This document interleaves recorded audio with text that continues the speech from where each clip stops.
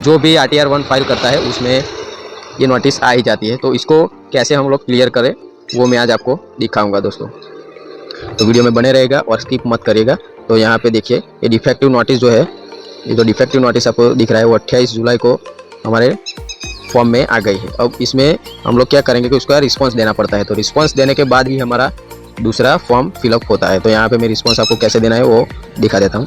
तो यहाँ पे आपको दिखेगा क्लिक हियर, यानी यहाँ पे जो फाइल सक्सेसफुली लेकिन नॉट पड़ा है उसमें, your return is defective to respond defective notice US 139.9 please click here, यानी कि हमें यहाँ पे क्लिक करना है। क्लिक करके देखेंगे आप, तो यहाँ पे हमने जो फॉर्म भरा हुआ है 2024-25 का, उसमें RTR1 और ये हमारा नंबर है, वो नंबर आप नोट कर दीजिएगा, क्योंकि ये आपको जो नंबर दिख रहा है ऐसा कुछ आपको इस पेज पे दिख रहा है, तो इसमें RTR1 हमने जो फाइल किया है वो है। यहाँ पे लिखा है व्यू नोटिस ऑर्डर, यानी कि व्यू नोटिस ऑर्डर पे हम लोग क्लिक करेंगे।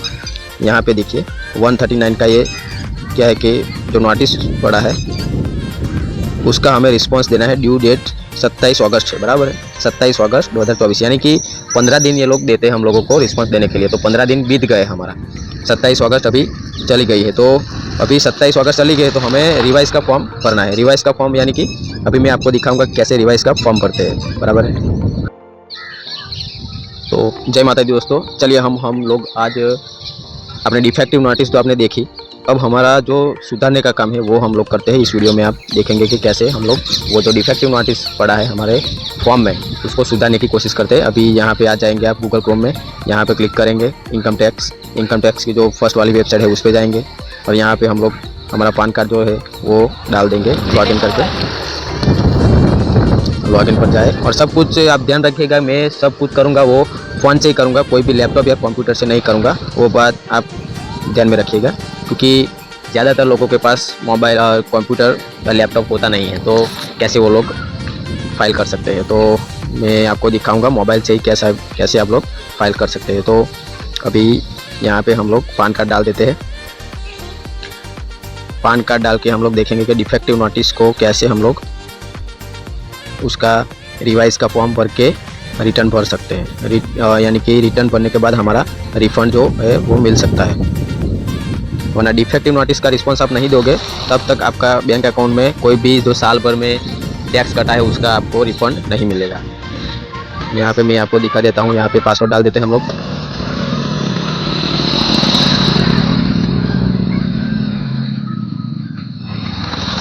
पासवर्ड डालते ही हमारे मोबाइल पर ऐसा कुछ पेज दिखेगा, उसमें आप यहाँ पे बैक जाएंगे, बैक जाके हमारा व्यू RTR स्टेटस वो दिखेंगे। यहाँ पे लिखा है फाइल रिवाइज रिटर्न, यानी कि रिवाइज का फॉर्म हमें भरना है। तो यहाँ पे ईयर हम लोग सिलेक्ट कर देंगे 2024-25 का करंट ईयर, बराबर है। तो हम लोग फॉर्म ऑनलाइन पर है तो यहाँ पे ऑनलाइन क्लिक कर देंगे। यहाँ पे स्टार्ट न्यू फाइलिंग, यानी कि हमारा जो फॉर्म है वो नए तरीके से अब यहाँ पे फिलअप होगा, लेकिन हमने जो वो नंबर नोट किया था वो आप ध्यान से नोट करके रखिएगा, वो यहाँ पे हमें ज़रूर पड़ेगी। यहाँ पे RTR अब आपको 1 सिलेक्ट नहीं करना है, अभी यहाँ पे 4 सिलेक्ट करना है। 4 सिलेक्ट करके प्रोसेस विथ RTR4 करके कुछ ऐसा दिखेगा आपको, यहाँ पे ओके कर देना है। लेट्स गेट स्टार्टेड, यहाँ पे स्टार्ट कर देंगे। स्टार्ट करके आपको ऐसा कुछ फॉर्म दिखेगा, उसमें यहाँ पे ऑर्डर कर दीजिए, ऑर्डर करके कंटिन्यू कर दीजिए। कंटिन्यू करके यहाँ पे ओके। यहाँ पे हमारा जो ये स्टेप बाय स्टेप है सब डिटेल हमें भरनी है, तो आज मैं आपको दिखाऊंगा यहाँ पे कैसे डिटेल हम लोग भर सकते हैं। ऐसा कुछ पेज आएगा दोस्तों, तो यहाँ पे पर्सनल इन्फॉर्मेशन हम फिलअप कर देते हैं। यहाँ पे क्लिक करके आप पर्सनल इन्फॉर्मेशन हमारा देख लेंगे। यहाँ पे कुछ करना नहीं है, आपको पर्सनल डिटेल्स हमारी देख लेंगे। यहाँ पे जो भी है सब कुछ वैसे ही रखना है। यहाँ पे सिर्फ हमें 139 है यानी 139.5 है, उस पर हम क्लिक करेंगे, क्योंकि हम लोग रिवाइज का फॉर्म भर रहे हैं। और आपको मैंने जो नंबर लिखने का बोला था वो यहाँ पे हम लोग डाल देंगे, यानी कि जो पहले हमने जो फॉर्म भरा था उसका नंबर यहाँ पे डालने के लिए बोल रहा है, तो आप नंबर उसमें डाल दीजिए।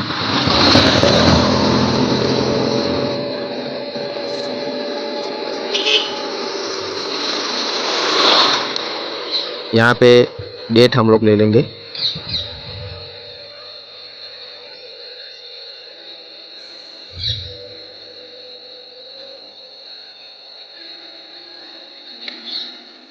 जाना है, स्क्रॉल करके यहाँ पे नो फिलअप करेंगे, यहाँ पे कंटिन्यू कर देंगे, कंफर्म कर दिया। और यहाँ पे ग्रॉस टोटल इनकम यानी ग्रॉस टोटल इनकम पे जाएंगे हम लोग। ग्रॉस टोटल इनकम में जाके यहाँ पे कंटिन्यू करेंगे। कंटिन्यू करते ही हमारे मोबाइल स्क्रीन पर ऐसा कुछ पेज दिखेगा।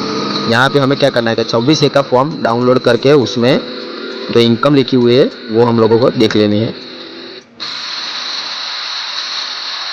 यहाँ पे हम लोग क्या करेंगे कि यहाँ पे जो 3 लाइन दिख रही है यहाँ पे क्लिक करेंगे, ई फाइल पर जाएंगे, ई फाइल पर जाके इनकम टैक्स रिटर्न पर जाएंगे, इनकम टैक्स रिटर्न पर जाके व्यू फाइल 26AS पे जाके हम लोग जो सैलरी है वो देख लेंगे, ग्रोस सैलरी। यहाँ पे कंफर्म देंगे, कंफर्म देके ऐसा कुछ दिखेगा आपको। यहाँ पे टिक मार्क करके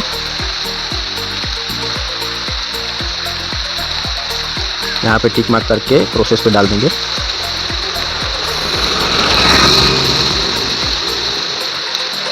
प्रोसेस पे डालते ही हमारा यहाँ पे 26A का फॉर्म हम लोग देख लेंगे।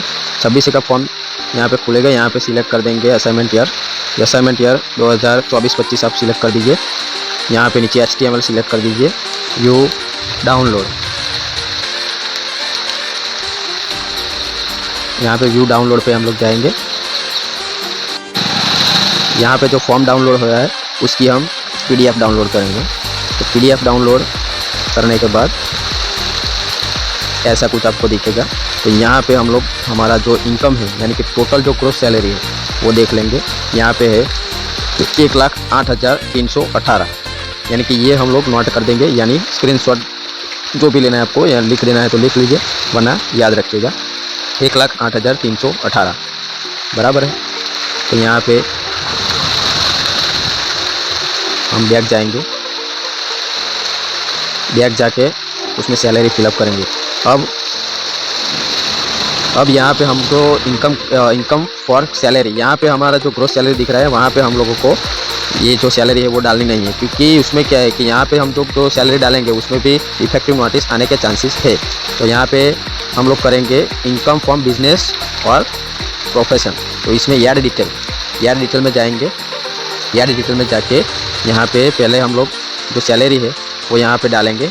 पहले कॉलम में 1,08,318 यहाँ पे डाल देंगे। और नीचे भी एक जो यहाँ पे लिख रहा है 6 टटे वाला जो कॉलम है उसमें पहले कॉलम में हम लोग डाल देंगे 1,08,318 यहाँ पे डाल के यहाँ पे जो नेम ऑफ बिजनेस है उसमें लिखेंगे हम जो भी हमारा जो पोस्ट है, हमारा जो भी हम काम करते हैं वो डाल देने का है यहाँ पे। यानी कि मेरा है कॉन्ट्रैक्ट टीचर है, यहाँ पे सिलेक्ट कर देना का। यहाँ पे बिजनेस कोड यानी कि कोड हमारे पास है नहीं क्योंकि हम लोग तो जॉब करते हैं, तो यहाँ पे आपको डाल देने का है 09028। यहाँ पे जो भी आए उसमें आप क्लिक कर दीजिए, यहाँ पे ऐड कर दीजिए। ऐड करके यहाँ पे क्लिक कर दीजिए, क्लिक करके यहाँ पे ऐड कर दीजिए। तो हमारी यहाँ पे जो सैलरी है वो हो गई। यहाँ पे कंफर्म कर दीजिए, थोड़ा लोडिंग हो रहा है।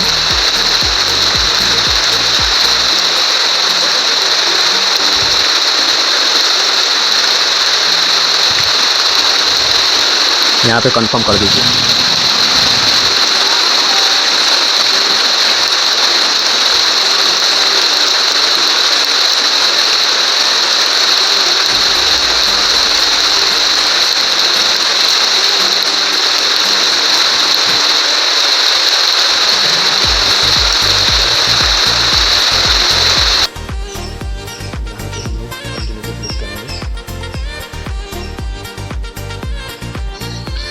यहाँ पे दोस्तों हमने हमारी ग्रॉस टोटल इनकम है जो वो डाल दी है, हमारी सैलरी। अब हम आगे फिलअप करते जाएंगे। यानी यहाँ पे हमको क्लिक करना है, क्लिक करके यहाँ पे हमें कोई भी डिटेल भरनी नहीं है, सिर्फ कंफर्म करना है। कंफर्म कर देंगे, कंफर्म हो जाए नीचे आ जाएंगे टोटल डेडिकेशन। यहाँ पे भी हमें कुछ करना नहीं है। यहाँ पे कंटिन्यू देंगे, थोड़ा यहाँ पे थोड़ा लोडिंग लेगा ये, क्योंकि यहाँ पे जो डिटेल है वो डिटेल फिलअप होने में थोड़ी देर लगती है। यहाँ पे कंफर्म देंगे, कंफर्म देते ही ये भी कंफर्म हो गया है। यहाँ पे टैक्स पेड यानी कि हमारा टैक्स जो है वो खाते में कितना रिफंड होगा वो दिखा रहा है हमें 1083 रुपया यानी 1083। यहाँ पे क्लिक करेंगे। यहाँ पर भी हमें कुछ करना नहीं है, यहाँ पे हमें कंफर्म कर देने का है। तो दोस्तों यहाँ पे लास्ट में है टोटल टैक्स लायबिलिटी, यहाँ पे को हमें कुछ करना नहीं है, सिर्फ नीचे जाके यहाँ पे कंफर्म कर देना है। तो दोस्तों आपने आगे देखा कि कैसे हमने ITR 4 सिलेक्ट किया था। 4 क्यों सिलेक्ट किया था? क्योंकि 1 में हमारा डिफेक्टिव नोटिस आ रहा था। तो डिफेक्टिव नोटिस आने का कारण है कि हम लोग जो इनकम में जो दूसरे स्रोत होते हैं, यानी कि दूसरा जो कोई इनकम का स्रोत है वो हम लोग इनकम टैक्स वालों को दिखाते नहीं है, ऐसा बोल रहा है वो, इसीलिए डिफेक्टिव नोटिस आता है। तो यहाँ पे ITR 4 में वो दिक्कत आती नहीं है। तो हमें ITR 4 भर के यहाँ पे प्रोसेस पे क्लिक करेंगे। प्रोसेस पे क्लिक करते ही हमारा यहाँ से रिव्यू रिटर्न पे क्लिक करेंगे। यहाँ पे हमारे जो नाम है वो अगर नाम पे अगर वो टिक मार्क है उसमें टिक करेंगे। यहाँ पे प्रोसेस रिव्यू पे डालेंगे हम लोग, तो ये इस तरह का एक पेज खुलेगा। यहाँ पे जो भी हमने वो डिटेल डाली थी वो डिटेल हमारी पूरी यहाँ पे आ गई है। तो यहाँ पे स्क्रॉल करके ऊपर ले जाने का और नीचे आके यहाँ पे प्रोसेस टू वैलिडेशन पे क्लिक करेंगे। अब आपको दिखेगा कि ऐसा कुछ एरर आया, 6 एरर हमारे फंड में आ गई है। तो ऐसा कुछ एरर दिखेगा आपको, इसको कैसे सॉल्व करना है वो मैं आपको दिखाता हूँ। यहाँ पे क्लिक करेंगे। यहाँ पे क्लिक करके यहाँ पे हम लोगों को कुछ करना है, 0 डाल देना है। यहाँ पे 0 डालेंगे, यहाँ पर भी 0 डालेंगे, यहाँ पर भी 0 डालेंगे, 0 डालना है। यहाँ पे सेव कर देंगे। सेव करके कंफर्म कर देंगे। कंफर्म करके फिर से प्रोसेस कर देंगे हम लोग।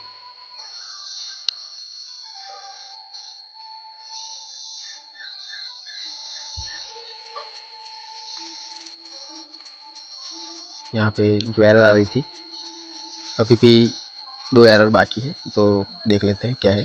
Please enter residence office phone number, यानी कि यहाँ पे फ़ोन नंबर डालने का बोल रहा है। तो यहाँ पे हम लोग फ़ोन नंबर डाल देंगे। यहाँ पे दोस्तों मैंने फ़ोन नंबर डाल दिया है। जो भी एरर आ रही थी हमारी दोनों एरर, यहाँ पे हमने एरर को क्लियर कर दिया है। नीचे सेव कर देंगे। सेव करते ही ऐसा पेज आएगा, यहाँ पे कंफर्म कर देंगे। कंफर्म करके प्रोसेस, यानी कि एरर आती है तो वापस भी हमें वो पेज पे डाल देता है जहाँ पे एरर आ गई है। वो एरर सुधार के हमें बाहर आ जाना है। अभी प्रोसेस करेंगे, लास्ट पेज पे आ जाएगी। नीचे स्क्रॉल करके यहाँ पे प्रोसेस डाल देंगे। वैलिडेशन सक्सेसफुल है, यानी कि हमारा जो वैलिडेशन है वो सक्सेसफुल हो गया है। अभी हम लोग आगे का प्रोसेस करेंगे। यहाँ पे जो हमारा वैलिडेशन है वो आधार कार्ड में जो भी नंबर हमारा जो लिंक है उसमें OTP आएगा। एक OTP से हम वैलिडेशन करेंगे, यानी कि E-वेरीफाई नाउ में यहाँ पे लिखा है आधार OTP, उस पर आपको क्लिक करके कंटिन्यू कर देना है। कंटिन्यू करके यहाँ पे how do you want to e verify, यानी कि आप कैसे वेरीफाई करना चाहते हो। तो यहाँ पे लिखा है कि हमारा जो OTP on mobile number resident registered with Aadhaar, यानी कि यहाँ पे क्लिक करेंगे। जो आधार कार्ड पे नंबर है उसमें OTP जाएगा। यहाँ पे टिक करके OTP हम लोग ले लेंगे। यहाँ पे एक OTP आएगा, वो OTP हम लोग डाल देंगे। यहाँ पे हम OTP डाल देंगे।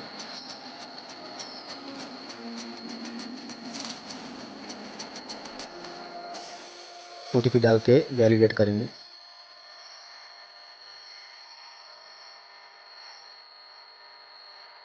यहाँ पे सबमिट कर देंगे। सबमिट करते ही हमारे मोबाइल स्क्रीन पर ऐसा एक पेज दिखेगा आपको, you have a successfully filed verified your return, यानी कि रिटर्न हमारा यहाँ पे सक्सेसफुल हो गया है।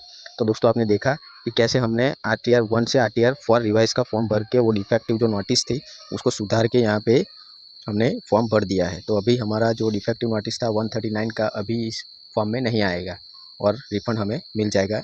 10 से 15 दिन का पीरियड होता है, उसमें हमारा जो है रिफ़ंड है जो भी वो हमें मिल जाएगा। और ये जो रिटर्न हमने भरा है वो रिटर्न भर दिया है। और एक 143 का जो मैसेज आएगा, वो मैसेज हमारा जो मोबाइल पे टेक्स्ट मैसेज आएगा उससे हमें पता चलता है कि हमारा जो फॉर्म है वो सिलेक्ट हो गया है, यानी कि कंफर्म हो गया है। वो 3-4 दिन में आपके मोबाइल पे आएगा जो मैसेज 143 का, वो ध्यान रखिएगा दोस्तों।